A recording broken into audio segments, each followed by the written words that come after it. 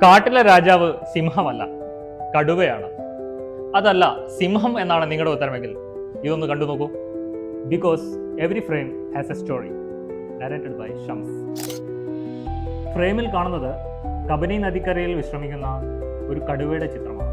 ഈ ഫ്രെയിം കണ്ടിട്ട് ഏറ്റവും കൂടുതൽ ആൾക്കാർ എന്നോട് ചോദിച്ചത്, ഇത്ര അടുത്ത് നിന്ന് കടുവയുടെ ഫോട്ടോ എടുത്താൽ കടുവ എന്നെ ആക്രമിക്കില്ല എന്നായിരുന്നു. അതിൻ്റെ ഉത്തരം വിശദമായി പിന്നീട് ഒരിക്കൽ പറയാം. കടുവകളുടെ വിശേഷങ്ങളിലേക്ക് പോകുന്നതിന് മുമ്പേ, സഫാരിയിൽ ഒരു കടുവയെ കിട്ടുക അല്ലെങ്കിൽ അതിൻ്റെ ഒരു ഫോട്ടോ എടുക്കുക എന്ന് പറയുന്നത് ഒരു ഫോട്ടോഗ്രാഫറെ സംബന്ധിച്ചിടത്തോളം ഒരു ബ്ലസ്ഡ് മൊമെൻ്റ് ആണ്.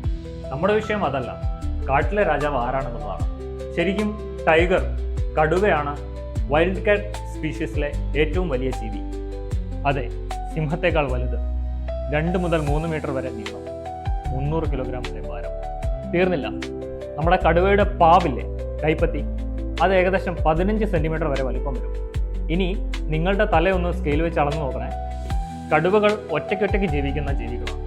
ഇതിനെയാണ് ടെറിട്ടറി എന്ന് പറയുന്നത്. ഒരു കടുവ ഒരു ടെറിട്ടറി വിട്ടു പോകില്ല, മറ്റൊരു കടുവ ഈ ടെറിട്ടറിയിലേക്ക് വരികയില്ല. അപ്പോൾ സിംഹം, അതെ, സിംഹങ്ങൾ താമസിക്കുന്നത് കൂട്ടം കൂട്ടമായാണ്. ഇനി സിംഹം ജീവിക്കുന്നത് ശരിക്കും കാട്ടിലാണോ?